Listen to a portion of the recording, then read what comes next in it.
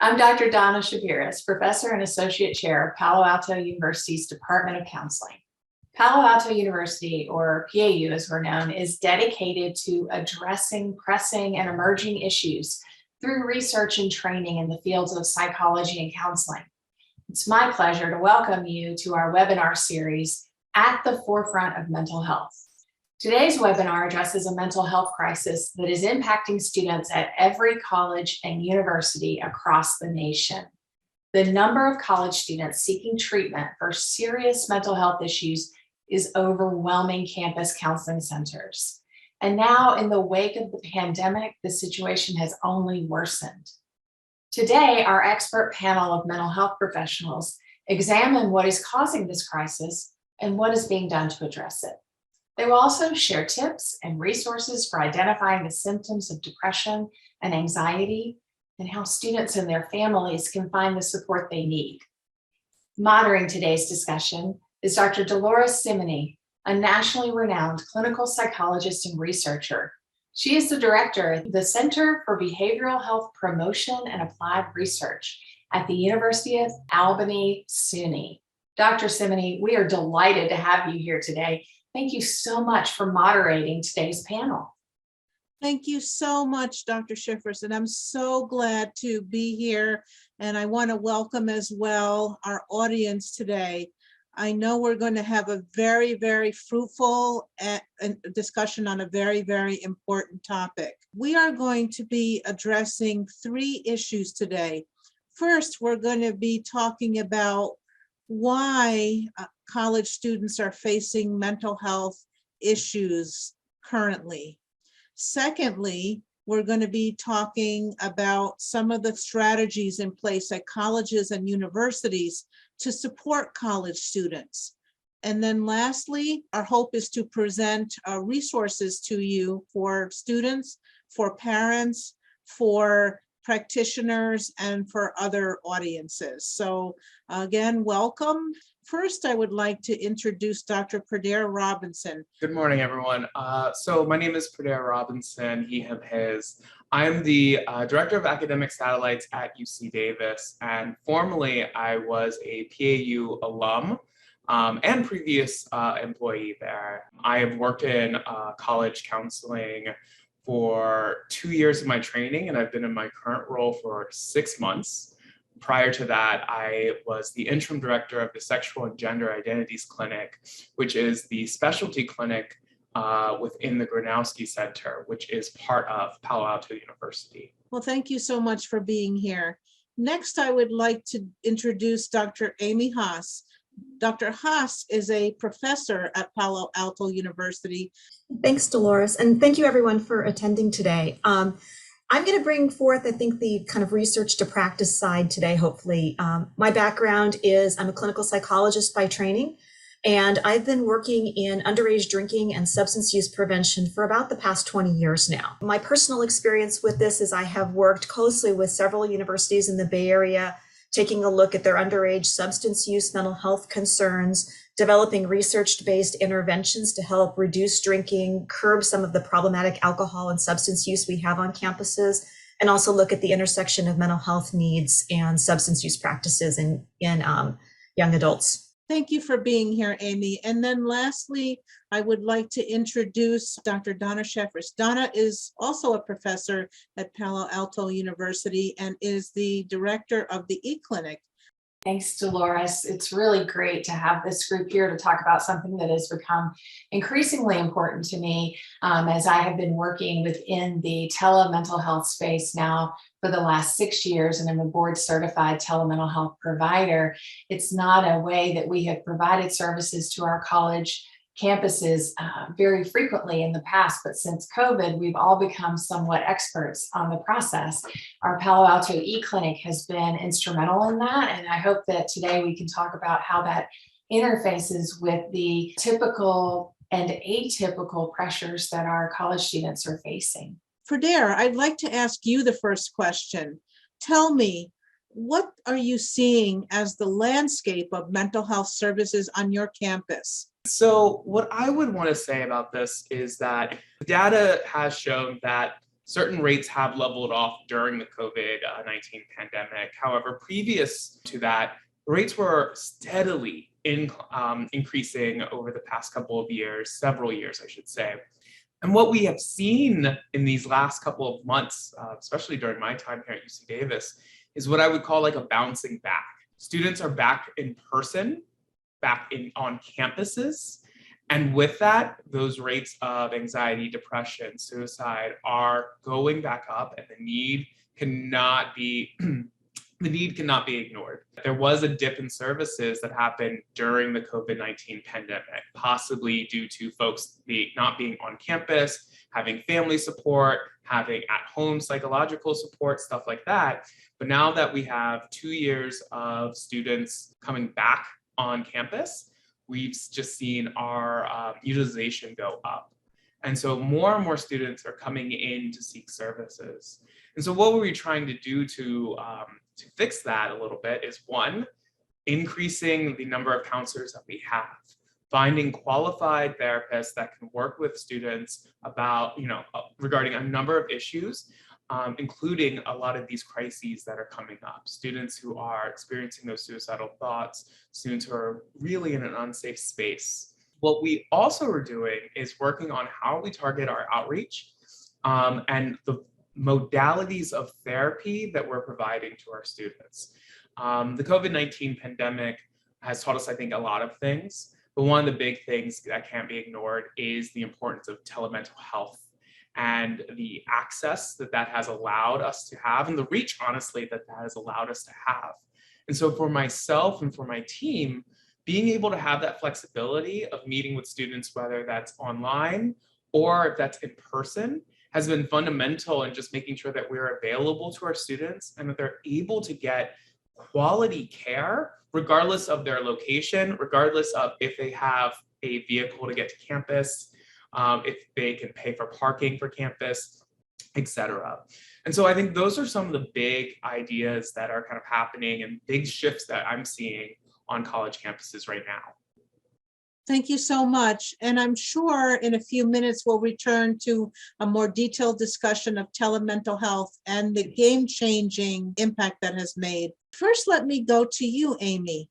Tell us how substance use prevention interfaces with mental health concerns and why it's so important that we need to pay attention to that for our college students. Absolutely. I think there's an upturn and a downturn to this. So, as a researcher, I'm always looking at what's the national trends, what's the data telling us. And on the upturn, it does look like alcohol use is mildly down with college students. On the downturn, cannabis use is on the increase. And if we take a look at students that are seriously drinking, not just the binge drinking that you hear, which is 5 or more drinks for a man, 4 or more drinks for a female, but this extreme drinking, 8 or more drinks on a single occasion, those students that are drinking heavily are continuing to drink heavily.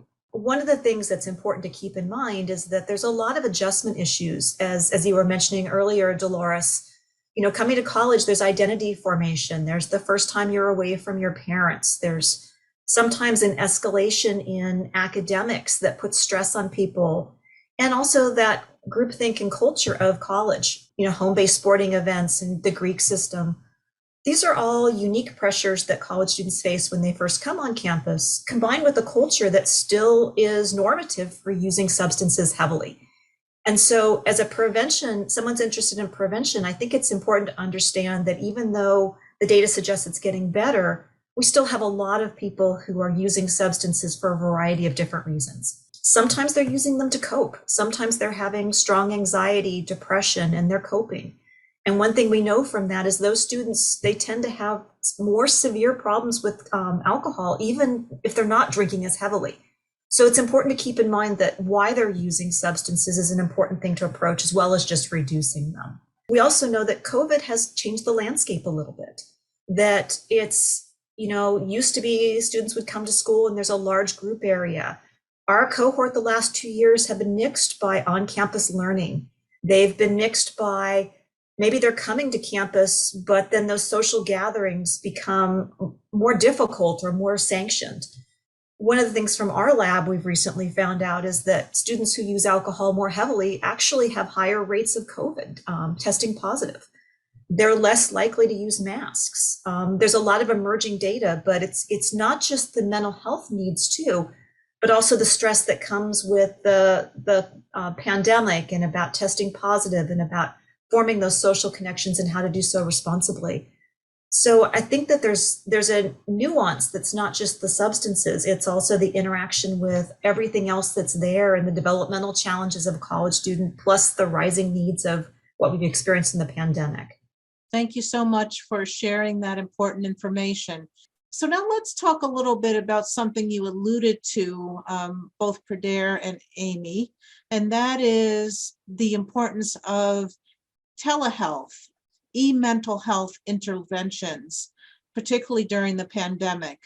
Donna, can you tell us a bit about your work in this area and how telemental health has really become a game changer for providing vital services to college students? The landscape changing via COVID is something that will forever alter our work in college counseling.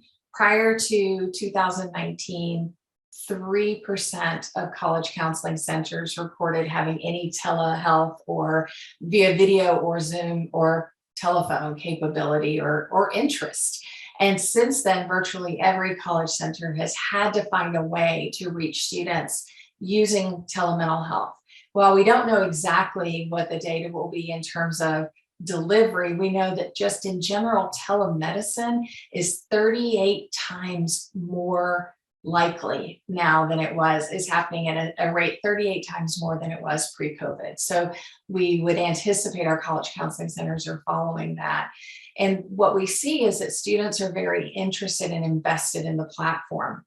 We have an extreme overflow in our college counseling centers. We can barely keep up with the students that need to be seen. And COVID has not made that any easier by any stretch of the imagination. But telehealth has given us an opportunity to reach students when they weren't able to be on campus, and they were still our responsibility as a college counseling center. I think for all of us as therapists, I've been a practicing licensed professional counselor for 30 years, and I have been exclusively working within telemental health for 6. And I think that we just can't underestimate what happens next. Telehealth is here to stay, and we are going to see the use of telehealth in a lot of situations in our college centers. It offers an ease of access, sometimes for students who wouldn't walk into the college center, but who are more comfortable using an online platform. We'll always have crisis counseling. We'll always have in-person needs. There's always going to be a need for traditional therapy services. But now that we have opened the door with telemental health, where what used to be kind of cutting edge or unusual has become the norm, we're not going to go backwards. And I think it's something that in colleges and universities, we can actually capitalize on to serve the students that we are responsible to. Thank you, Donna. And you've provided us a really beautiful segue into the next segment of our program. And that is talking about the critical importance of telemental health as a resource for college students. Prader, I'm wondering if you can tell us about some of the challenges to access to telemental health services that exist for some of our college students. Absolutely. So while it definitely is true that it has opened up the doors and allowed folks who typically aren't on campus, or as Donna said, wouldn't traditionally come into our buildings, it has presented a lot of issues, especially for students without certain means. And what do I mean by that? What I mean is students who don't have access to reliable internet service, students who don't have access to a private space. When I think about a number of students who live here on campus in Davis, they live on campus in a double or a triple, meaning they have a roommate and someone who shares their actual, 12 by 12 room, someone that they share that space with.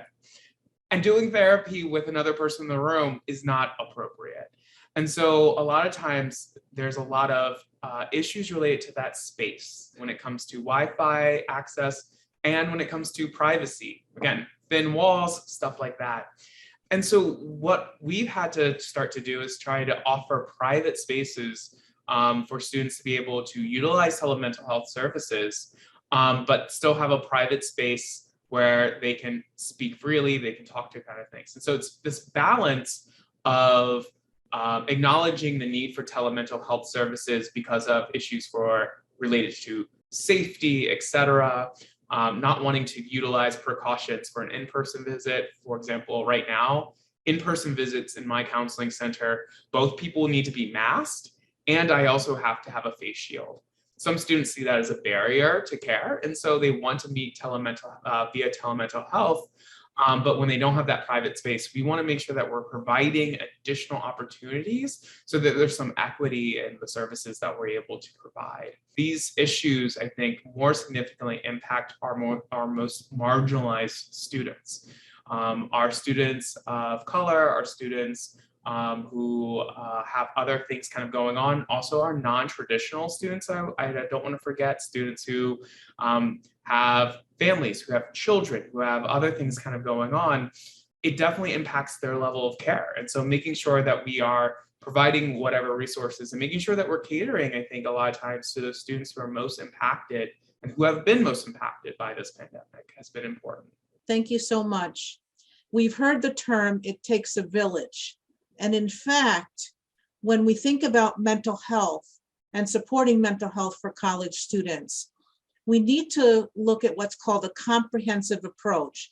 That is, how can the entire campus and the different departments and units on campus work together to build a safety net for students?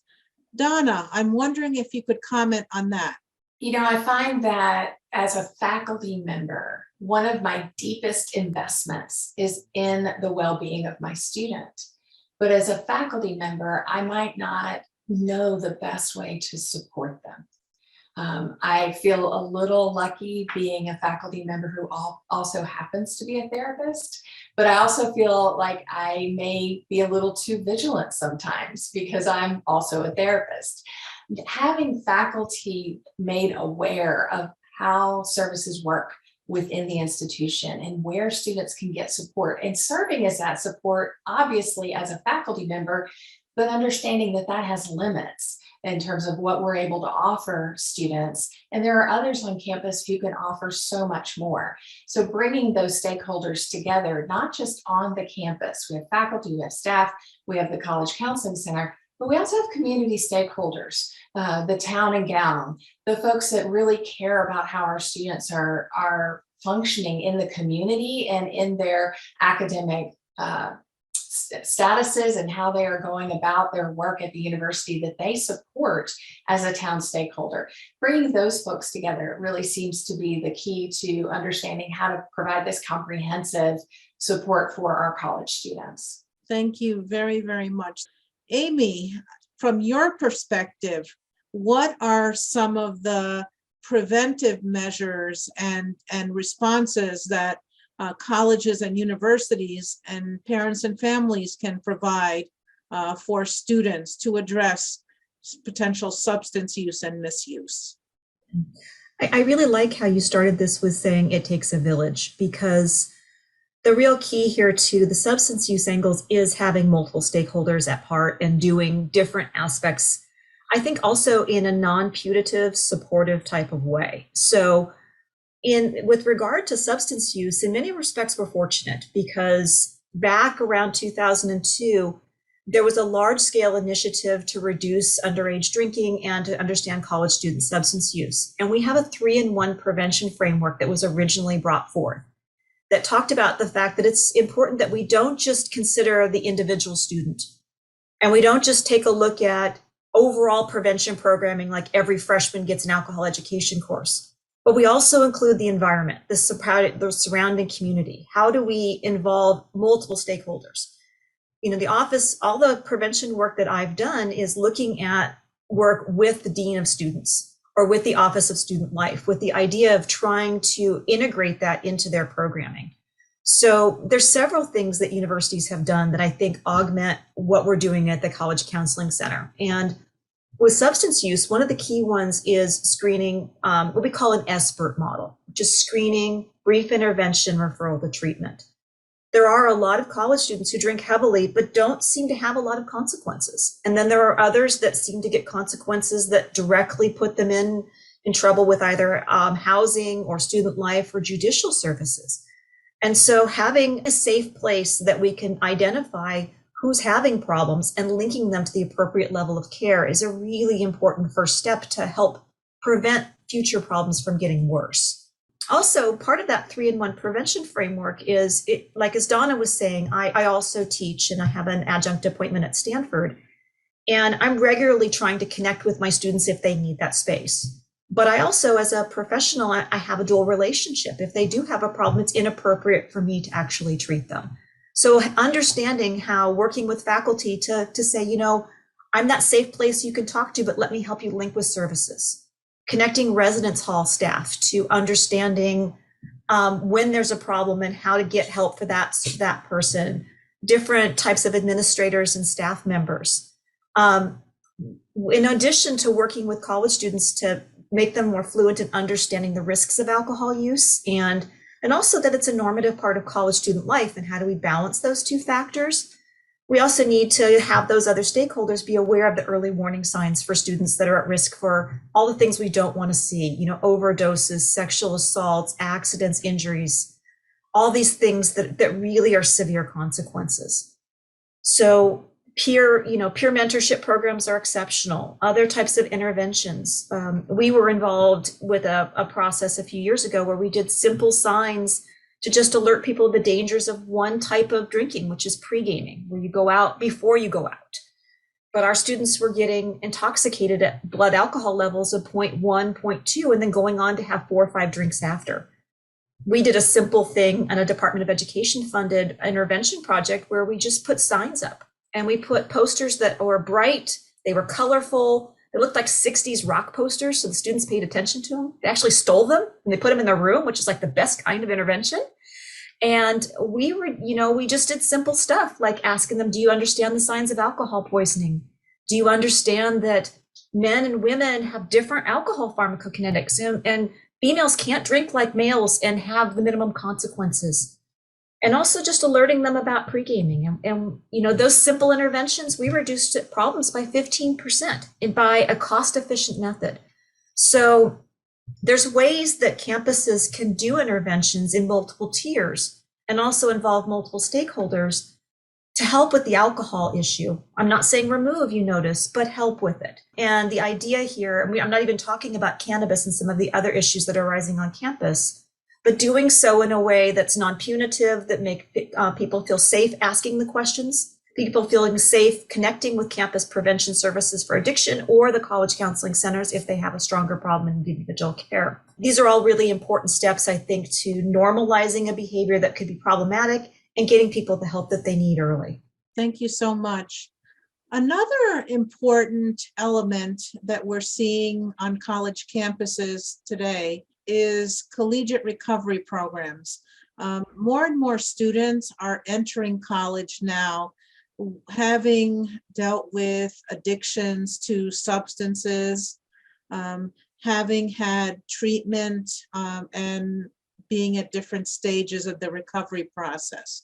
So colleges and universities are developing specialized housing, support services, mutual aid groups, and other types of interventions for our students in recovery. In addition, students in recovery actually tend, according to research, to do very, very well in college.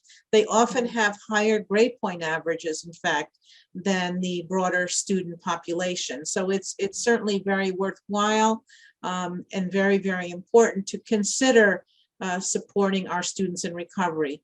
There's an organization called the Association of Recovery in Higher Education, and we'll share that resource with you in a little while, that lists colleges that have active collegiate recovery programs. So if you are working with a student, or if you're a family member of a student who's in recovery, certainly that is a resource to take a look at, because there are services in that regard, and they seem to be growing as months and years, as years pass, which is just wonderful. I want to open now up to the group if there's anything that any of you may want to add in terms of the resources and supports that are out there for college students. Dolores, we actually have a question, and I'm not sure who is the best person to take this, but you may be. And the question is, what do we think about the role of parents as stakeholders when their child or young adult comes into college? How do we help them understand the challenges that students experience? So with regard to alcohol and substance use prevention, there actually has been some research done by a colleague named Rob Turisi, that's Turisi, and he developed a parent handbook that is designed for parents of high school students who are entering college. It talks about a variety of issues, and in particular, how to talk to your sons, daughters, family members about drinking and some of the challenges that they might encounter in college.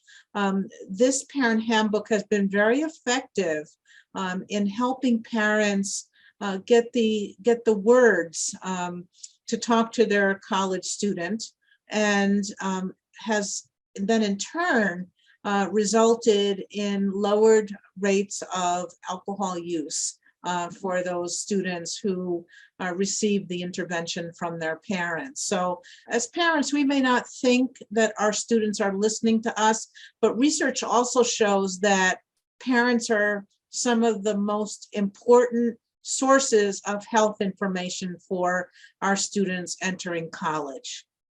Does anyone else want to add to the response? Yes, I was just going to add, because I think what you pointed to there, especially at the end, is so important.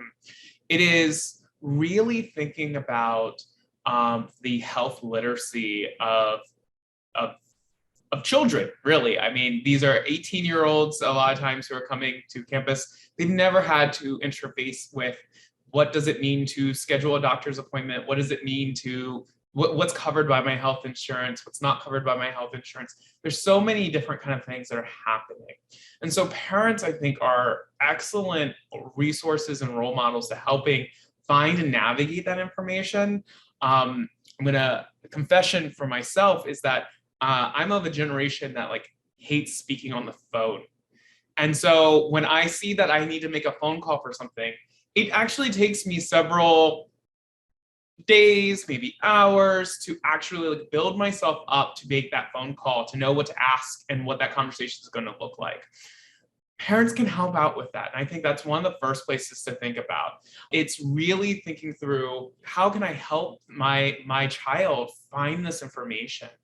And so, there's obviously going to be looking out for those warning signs, finding out exactly what's going on, noticing changes in, your child's behavior that seem fairly extreme, right? Hopefully kids are maturing when they come to campus. Hopefully college is having some sort of change in their life, but looking for those things where, maybe their irritability or maybe their isolation has increased. Maybe something has significantly changed in regards to their weight or their confidence. All of those little things are things to kind of take note of and to check in about, to be able to say, hey, what's going on there? I've noticed this. Hey, do you have access to certain resources, right? Have you been able to go grocery shopping, or how's the food at the dining commons? Stuff like that is going to be imperative for parents to check in about, and to then be able to help assist looking up those resources for. And so those are some of the big pieces that I think that parents can take in being able to find all of that information and help a student really navigate a lot of those issues. I would just like to add Yeah. too that for parents, there are certain times in the academic year or where your student is matriculating that being involved might be more important. So just for example, the freshman year is a challenge for a lot of folks. But if you look into when it is, it's really the first 8 or 10 weeks where there's the highest problems. The stuff that we did looking at substance use showed that most students significantly escalated their alcohol use and their cannabis use the first 8 weeks of school. But 98% of students, once they made that pattern, stayed that way through the whole first year. Other stuff that we've done too, though, has shown that during that time, students are really at risk. They're vulnerable. Not from my work, but from others. Sexual assaults are greatest early on. So we really want to be careful that we are monitoring that. There's obviously an association with substance use and other reasons there. But the work that we did in combination with one of the local universities showed that a lot of the campus overdoses and transports happen very early in the quarter. And most of them tend to be gendered. They tend to be smaller, sex assigned at birth females who just don't understand their limits. So I think as a parent, being cognizant of the fact that you send your child to school, that there might be these times where you need to be a little more hands-on, a little more inquisitive. The mental health concerns are going to accompany those high-risk times as well. We also know that there's riskier times around spring break. We know from our lab, if you're traveling, you tend to have a higher risk for having problems, or 21st birthday parties. There's a lot of risks going on there. So as a parent, I think the one thing we can instill is just be mindful and also just realize that there's times where the risk is going to ebb and flow, and to be cognizant of that and check in with your kids during those times. The person that asked this question built a little bit on that theme that you're mentioning, that parents don't really understand the common stressors of a freshman. And we're, as parents, obviously a little bit removed from our own freshman experience and may have rose-colored glassed it a bit. Plus, it's a very different experience now. So I wonder if you have thoughts, or Prader or Dolores, if y'all have thoughts on how do we educate parents on what their child might be facing, not just how to support them, but they may be clueless about what the experience will be. At our university, during orientation, we sponsor a program called Transitions, and it's especially designed for parents. And orientation leaders engage in scenarios, like the first phone call with the parent where the student doesn't get the high grade that they expect, the first time that they encounter a situation in which there's alcohol and drug use. There are several scenarios in that regard. And the parents then have the opportunity to process that with one of our psychologists and really learn how they might consider implementing different options should those situations arise. The other service that our counseling center provides, and really many do around the country, is consultation opportunities. So parents and families can certainly feel welcome to call counseling centers and say, well, you know, my son, my daughter, my family member is really not looking the same as they have. They look sad, or they're not engaging with me in the same way. I'm concerned. What do I do? So getting advice from the staff members at the counseling center may also be an option. I just want to add, I'm looking at Carol's comment right now in the chat about the rose-colored glasses, about looking back on our own college experience. I'm also going to come at this not just as a researcher, but a parent of a 17-year-old who's starting the college journey. And I would also argue for parents to just be cognizant that it's harder now to get into school than when you went into school. There's more challenges, there's more academic pressures. And the other thing that I've seen as a professor who works with first-year college students, just teaching, is that I'm teaching at an academically competitive school, and I get students who are like, I worked hard to get here, now I can have fun. And also kind of being mindful that there's some expectancies that get violated there, that yes, it is fun, but it's also hard work. But that challenge of getting there and the amount of stress to get there is very different than it was 20 years ago. And I think it's important to think about the lens and step back and look at what these students have gone through just to get there. It's also important to recognize that a lot of times for folks, they do not have a caregiver who had access to higher education. I can say that I'm a first-gen college and graduate student whose parents never went through any of the college kind of things that happened here, right? And so when I think about like what's important to kind of note, I think it's important to note that the landscape has definitely shifted. And yes, as parents, I think you can definitely like do your own research if you have time and if you fancy that. But one of the most important things I think that you can do is listen. It is really listening to what is going on, checking in about like not just are you eating, are you sleeping, those kind of things, but like, oh, like what groups are you involved in? What are you doing with your time, right? Like, are you going out at all, right? And being able to like hear that your child is going out to a party and being like, and are you being safe? Right? I would never ask, are you drinking? Because the answer is probably going to be no, even though the answer is yes, really. But being able to say like, are you able to keep yourself safe? What are you doing to keep yourself safe? Right? How are you getting those kind of things? I think by just listening and providing those kind of like questions, you do such a world of difference, and you really indicate that you are an okay person to talk about some of the ickier things that could happen and could develop later on. And so I think that would be probably the top line kind of piece there, is really pushing through that listening and offering feedback, offering support from a non-judgmental space, even when, you might hang up the phone and then want to like pull your hair out. Like, that's fine. Do that off camera, do that off the phone. Because that's really going to just help open up the doors for that communication. So we've talked about the landscape around mental health issues and college student. We've addressed how it's so important to build a support network for our college students as well, and how important in particular our parents are in that regard.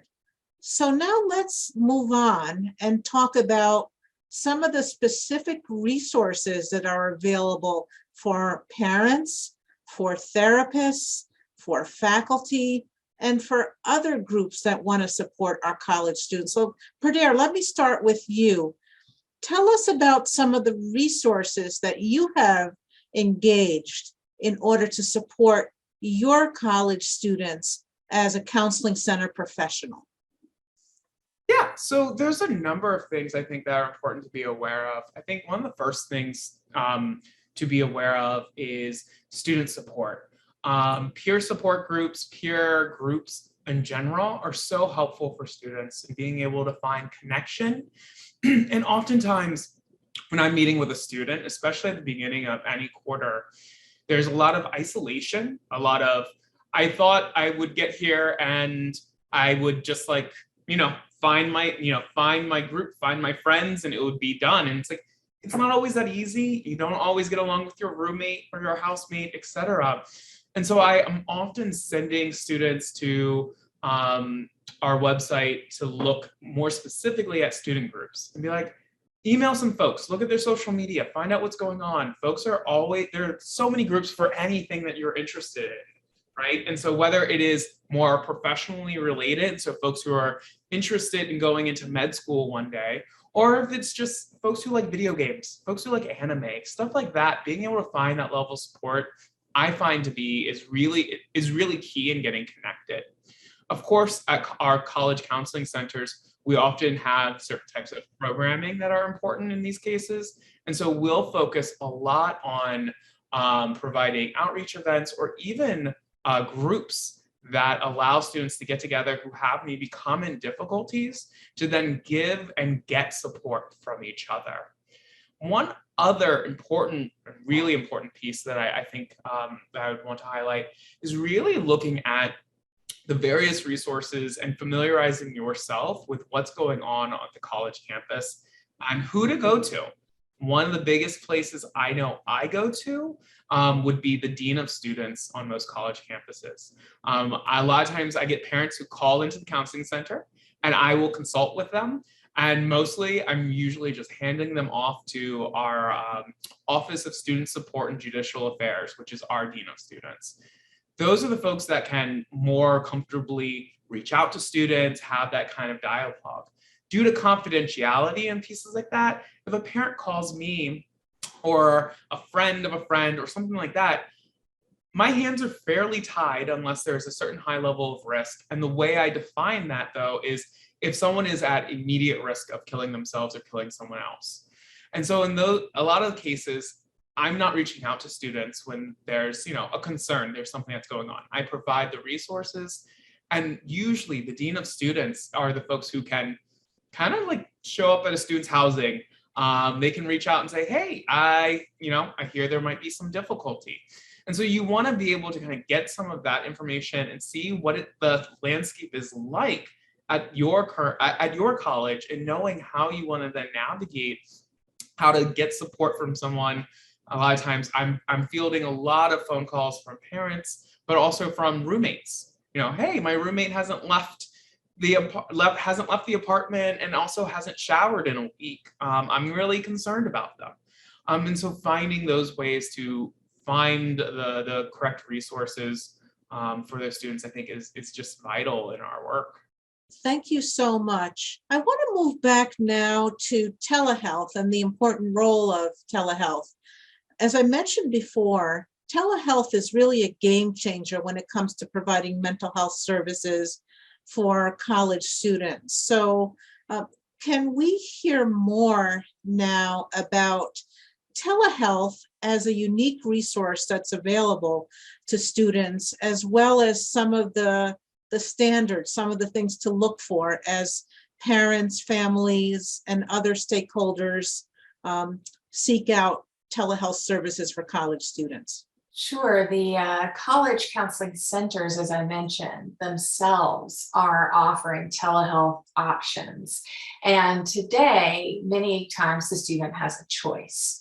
Do I want to go in, as Pradeer mentioned earlier, or am I more comfortable with a little bit separation, using distance as a safer way to provide or receive services? And every person's going to be different about that. Some people crave that in-person experience, while others are a little more hesitant and want to try counseling this way first. What we know about telemental health is it's more than just what we're doing today. Two people in a video conference room talking, which looks very similar to what would happen on site in my private practice or in a mental health counseling session. But we can also use supportive apps and other digital interventions, which can be used in conjunction with in-person therapy too. But telehealth encompasses more than what you might expect, more than just a Zoom meeting with your counselor. You can also use mood tracking apps on your phone. You can use chat-based interventions that aren't video-based interventions. And just depending on what's available, they can be equally supportive for the student, depending on the student's need. If they're choosing a service outside of their college counseling center, they're going to want to look, parents or students, for the same things you would look for in finding a therapist in your hometown. If you're going to use telehealth, you're going to want to have a secure platform, an encrypted chat, encrypted Zoom, encrypted video platform. You're going to want to ask questions about how records are stored and to whom records can be given and how and under what circumstances. The therapists themselves should give a good sense of that at first meeting. And as Pradeer mentioned earlier, talk about breaches of confidentiality if someone is in imminent threat. The challenges with telemental health, which aren't that different from being in a university setting, is you can only provide services and receive services in the state in which both the client and the therapist are. The therapist has to be licensed. The therapist might not necessarily have to be in the state, but the client does.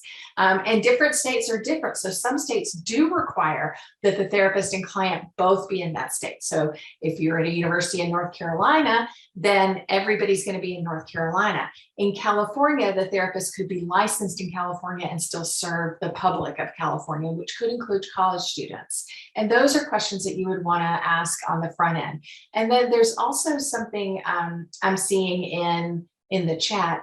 some universities are contracting external therapy services outside of the counseling center. The counseling centers over the years have gotten overwhelmed. We've moved from academic counseling into true mental health counseling in our college counseling centers. And given need, we can't keep up with having enough therapists on campus to service our students. So we use other platforms, and universities are contracting with other platforms to provide services outside of the college clinic, but are still part of college counseling. So that would be some of the ways in which telehealth is impacting this industry, but also providing some opportunities. Thank you so much. Amy, with regard to prevention of alcohol and other substance use among students, are there any resources that come to mind for you that you'd like to share? Aside from the ones that we've talked about already, like the alcohol education that goes on, the brief intervention referral to treatment, universities are working, I think, to try and create environments for students that are substance free. So another thing to be thinking of is if you making sure that your student is aware of these. For example, there's late night programming that's substance free. To get in, you have to show that you're substance free. There are options for, as you were saying, like residence halls that are substance free at this point to support people who are in recovery. Special services for that. I think one of the things that's kind of underneath all this is the fact that it's almost impossible to tell a student to come in and say not use. And so the next question is, how do we do it in a responsible way? And how do we make sure that they have access to services in a way that they can do it safely without having the consequences? They're going to wind them, into the issues I talked about, overdose and these other issues, but also the intersection with mental health. So those are I think those systems, and trying to create an environment where it's okay not to use, it's okay to have other problems, and they're readily available, is an important first step. Right now, we do have a few minutes for questions, so I wanted to ask if there are any additional questions in the chat. We have several questions. I'm going to combine a couple, and they're both related to ways that we can support college students that aren't directly coming from a counseling center. One has to do with the idea that we would have doctoral students as sort of counselors and residents as a pre-doctoral internship, and is that viable? And then on the other end of that continuum, we were asked, what's the role of Greek life, and how does that help or hinder, help or hurt substance use, addiction, mental health outcomes, et cetera? Well, coming from my angle, as someone who does substance use, I think that the Greek system is definitely a high risk. So we know consistently across the past 20 years of studies that individuals who are in the fraternity and sorority system, they use substances more heavily. One of the things to be mindful for is that if there's a culture within there, and there's also, I think, a self-selection bias, that individuals who have more substance use are more likely to maybe seek out being a member of a fraternity or a sorority. That said, it's been my experience that the Greek system is very open to trying to connect and find interventions and find appropriate resources for their members too. So one thought might be to connect with the fraternity council, the Pan-Hellenic Council, forming, if you're in administration, forming a strong alliance and partnership that doesn't feel adversarial to work with them and to develop intervention programming is a really nice first start. If you're a parent, being mindful of the fact that this is a higher risk environment and making sure that your student is aware of the benefits of being Greek, and also that they may be in situations where if they're not a strong user, they may be encouraged to use. There's been several high-profile deaths that have happened from fraternity hazing due to substance use. They're definitely not the norm, but just making sure that your child is aware that these are things that can happen, and how to know when you don't feel safe and what are appropriate refusal skills, I think, is an important first step.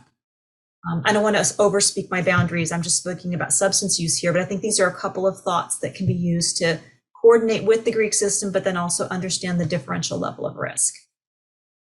Thank you, Amy. I would add to that, before segueing to the first question that was asked, that a lot of college campuses, and this is unfortunate, I think an unfortunate side effect of the pandemic, obviously, has tried historically to have specific outreach. We know, we have a calendar. We know when certain things are happening. We know when rushes are happening. We know when a number of these kind of major Greek life events are going on. And thus, we put on events. We work with the fraternities and the sororities to be able to provide outreach presentations about, like, this is how to drink safely, almost in a sense, right? Like, this is how to know your limits. I don't come from the space of, like, don't drink. I come from the space of, well, you probably shouldn't drink, and here's how to do it safely. Here's how to take care of yourself. Here's how to do all those kind of things. And so making sure that we provide that level of information, especially knowing that these things happen on a yearly basis, so we know when it's happening. To get to the first question, and I believe it was Katie's question, related to pre-doctoral interns, there's a couple things to think about there. One, I think it makes a lot of sense to have counselors have some level of consultation with RAs in a way that makes sense. For example, for my internship at Appalachian State University in North Carolina, we had consult teams where I was paired with a licensed clinical psychologist, and we would then meet with some of the not necessarily the RAs, but the folks who are one step above the RAs, who managed buildings. And we would meet on a monthly basis to talk about what's kind of going on. A lot of times they would ask consult questions to us. They would also inform us about, like, specific events that happened that we could then document for our own records. And that I found was so helpful in just, like, understanding what's happening within the buildings, what's happening on campus. And so those are the kind of things I would definitely want to advocate for in certain training programs. I definitely personally, and when I read, like, being an RA and so forth, I do think that starts to get to a different kind of job. Anyone here who's ever been an RA knows that you're being at times a little bit of a counselor, a lot of times you're being a case manager, a lot of times you're being a friend, like, you're doing a whole lot of different kind of things there. And to formalize that into any sort of, like, doctoral training seems to go a little bit far, especially when I think about the limits of confidentiality. When it comes to a lot of those pieces, that murks things up a lot more, that we definitely want to be able to separate ourselves out a bit so that there is so that we're respecting clients' privacy. Another big piece that I will say about this, because it brings to my mind what's happening right now on my campus, is, like, currently, we are hiring and reviewing applications right now for a counselor that's going to be embedded within our housing department. So being over in one of I think their office will be in one of the dorms here, but being able to consult regularly with the RAs and have a more consistent connection with one person over there is going to allow us to, I think, open up the doors for many other issues that are happening and have, again, a more in-depth conversation about what's happening on our campus and how can we support our campus partners. And so, I think there is a need for some of that kind of training, and there's going to be opportunities, I think, for a lot of folks who are maybe who are students here who are thinking about going into college counseling. I'm always going to support that. My email's always going to be open to be able to consult with folks about that. But being able to really think about, like, what kind of role do I want to play on this college campus? What kind of resource do I want to provide?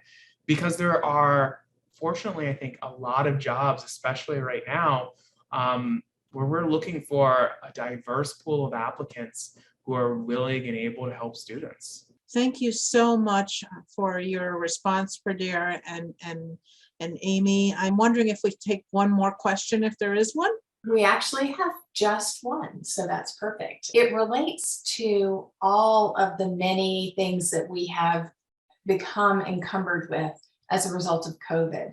So with COVID education, all the mental health prevention efforts, the person is wondering if you find it harder to have students accept prevention efforts now that they're being overwhelmed with so much additional information, advice, and challenges than they were COVID? And if so, how did you address this? They call it mitigation fatigue in the question. We've actually found that our students are quite resilient when it's come to COVID-19 and its response.